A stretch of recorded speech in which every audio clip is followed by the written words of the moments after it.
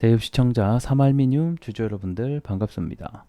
삼알미늄 관련돼서 여러분들이 투자하시면서 알고 계셔야 되는 이슈와 주가에 영향을 미칠 만한 요소들 전달해 드리는 멘토 이진욱입니다. 자, 삼알미늄 하게 되면 아시다시피 이 2차 전지용 알루미늄 박을 생산하는 업체죠. 이 국내에서는 가장 큰 이 생산 캐파를 갖춘 업체이기도 합니다. 사실 그렇기 때문에 이 2차 전지 소재로 변신을 하게 되면서 이 다양한 글로벌 업체들과의 대규모 공급 계약을 맺기도 했었죠. 그래서 사실 2차 전지로 엮이면서 이 종목이 올라간 거기 때문에 나중에 말씀드릴 거지만 어떤 게 올라와야지 주가도 함께 올라가는지 어느 정도 예상이 되시죠. 그래서 잠시 뒤에 좀 함께 얘기 나눠보도록 하겠고, 그러면 오늘은 뭐를 볼 거냐.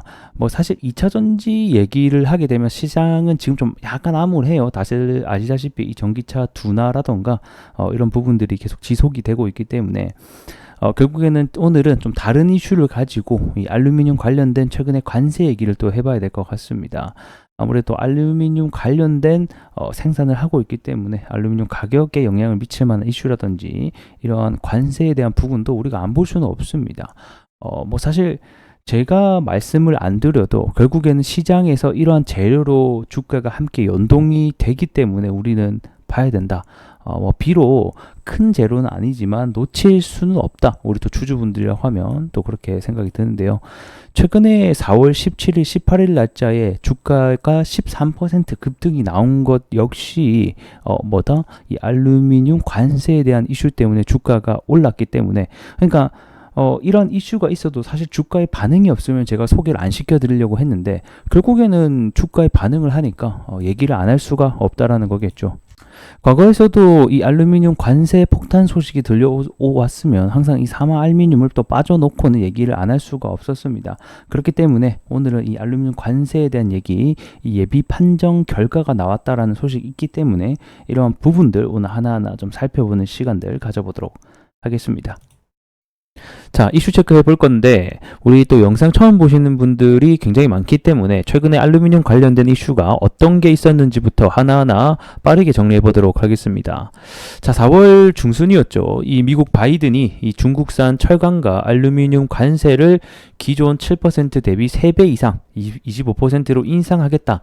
이러한 소식 속에 철강과 알루미늄 관련주들이 크게 큰 상승이 나왔었죠. 그래서 해당 이슈가 나왔을 때 당시에는 아무래도 중국산 철강 제품에 그리고 알루미늄 제품에 관세를 크게 매기다 보니까 이런 반사이익으로 우리 한국산 알루미늄이나 철강들이 수혜를 볼 수 있겠다, 이러한 생각 때문에 시장에서 이 관련주들이 크게 상승이 나왔었습니다. 근데 하지만 중요한 것은 이게 안에 내용을 까보게 되니까 실제로는 중국산뿐만 아니라 이 미국에서 수입되고 있는 모든 알루미늄 제품에 대해서 모두 다 관세를 부과하겠다라는 내용이 주된 골자였었죠. 그래서 사실상 이 중국 기업뿐만 아니라 우리나라 한국 기업 역시 초긴장을 하는 사태가 발생이 됐었고 결국 주가가 지속하지 못하는 이유가 됐었습니다. 그래서 간략하게 내용을 보게 되면 미국에서 수입되고 있는 모든 나라 거기에서 우리 한국 역시 포함이 됐었다.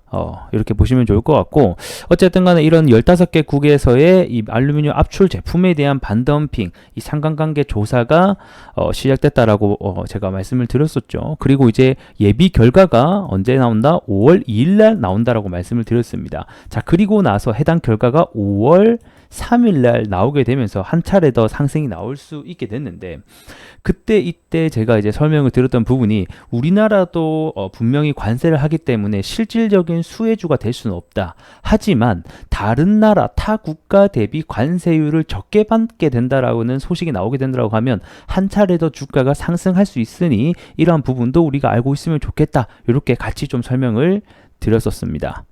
자, 그리고 5월 3일 날짜로 저번 주였죠. 이 알루미늄 관련된 반덤핑 예비 판정 결과가 나오게 됐습니다. 일단 말 그대로 예비 판정이란 거 먼저 알고 계셨으면 좋겠고요. 내용을 보게 되면 우리나라 같은 경우에는 우선은 이 알맥이 사실상 수출을 하고 있는 기업 중에 하나인데 0%를 받았다라는 소식이 있었고, 또 신양이라는 기업이 있었는데 2.4%로 산정이 됐다라는 거겠죠. 자, 그리고 또 뭐 다른 기업들도 있었나 본데 이 다른 기업은 응답을 하지 않아서 43%를 산정됐다.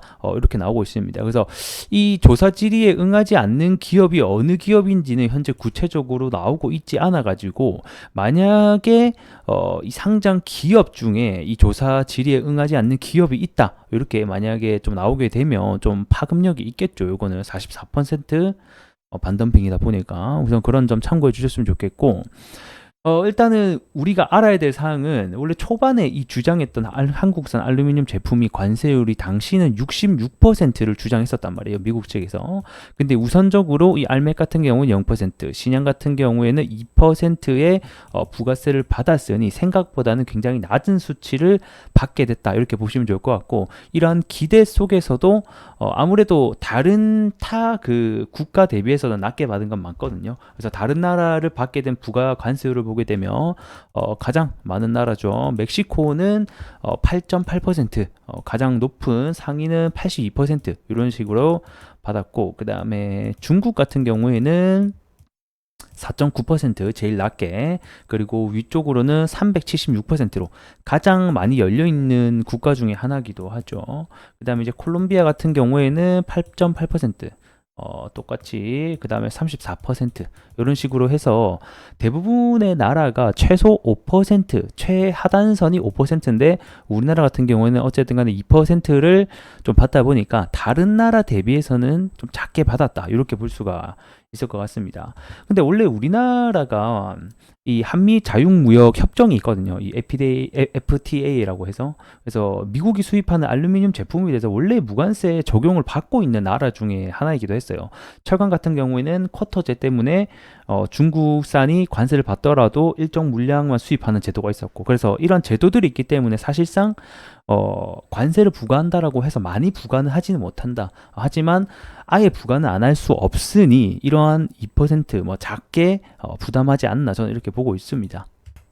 그래서 이번에 반덤핑 예비 판정 결과는 5월 2일 날 나오게 됐다라고 보시면 좋을 것 같고, 최종 판결 같은 경우에는 9월 달에 구체적 관세율에 대한 최종 판정이 이루어질 것 같고요. 그 다음에 올해 이 11월 달에 국제위원회에서까지 판정이 나오게 된다라고 하면 이 반덤핑 여부가 최종 확정이 된다, 이렇게 보시면 좋을 것 같고, 아마 또 11월 달 하게 되면 미국 대선이랑 같이 겹쳐 있잖아요. 이렇게 결국에는 미국이 관세를 부과하게 되는 이유도 결국에는 자국의 표심을 얻기 위한 것이다. 자, 여기까지 설명을 드렸었죠. 대선이 있다 보니까 미국 자국 내 표심을 얻기 위해서 다른 나라 관세를 부과하면서 자국의 이득을 위한 행동들을 취하고 있습니다. 자, 이러한 행동들 같은 경우에는 올해 11월까지는 계속해서 점점 나올 것으로 보고 있거든요. 그래서 알루미늄뿐만 아니라 다른 업종에서도 충분히 나올 수 있다는 점 참고해 주시면 좋을 것 같네요. 자, 차트 보면서 정리하도록 하겠습니다. 결국에는 이 삼알미늄 같은 경우는 사실 주가가 조정세가 나오고 있는데, 이러한 이유로는 2차전지 테마로, 그 다음에 2차전지 소재 업체이기 때문에 결국에는 이 2차전지 시장과 동행을 한다, 이렇게 보시면 좋을 것 같고, 많은 분들이 이 사실을 아실 거라고 생각이 들어요. 결국에는 주가가 돌아서기 위해서는 2차전지 시장 전체적으로 다시 한 번 더 상승이 나와주는 시기가 되어야지만 우리가 과거에 누렸던 영광을 다시 한 번 더 올라갈 수 있지 않을까, 좀 이런 생각이 들긴 합니다. 지금은 사실 아시다시피 이 전기차 시장의 둔화가 나타나고 있는 상황이고, 무엇보다 리튬 가격 역시 하락을 하고 있죠. 성장세라는 것은 이런 식으로 안 올라가고 보통 이런 식으로 계단식으로 올라가는 특징이 있습니다. 그래서 2차 전지라고 하는 게 결국에는 누구나 다 성장할 것이라는 것은 알고 있지만 우리는 이런 정체의 시기에 놓여 있다라고 보시면 좋을 것 같죠. 그럼 다시 한 번 더 이 퀀텀 점프가 일어나는 시기에 주가가 올라가지 않을까, 이런 생각이 듭니다. 자, 오늘은 사실 이게 결국에는 차트로 말을 하기보다는 이 밸류의 가치를 가지고 계산을 해야 되는 부분이거든요. 지금 한 1조 1천억 정도의 시가총을 가지고 있고, 23년도 사실 매출액도 많이 떨어졌고, 영업이익도 우리가 생각했던 것 대비해서는 많이 안 나오게 됐습니다. 그래서 되게 이 어려운 시기를 사실 장기 계약을 통해서 벗어나가고 있는 시기라고 보는데, 이러한 가치 산정을 하는 부분도 제가 다음 시간에 여러분들과 2차전지 관련된 얘기도 또 함께 할 수 있도록 하겠습니다. 그래서 오늘은 이러한 이슈들이 있었다, 이렇게 좀 가볍게 테마성으로 보시는 게 어떨까 싶네요. 자, 오늘 영상 여기서 좀 마무리 해보도록 하겠고 다음 시간에 더 나은 내용으로 여러분들에게 찾아뵐 수 있도록 하겠습니다. 고맙습니다.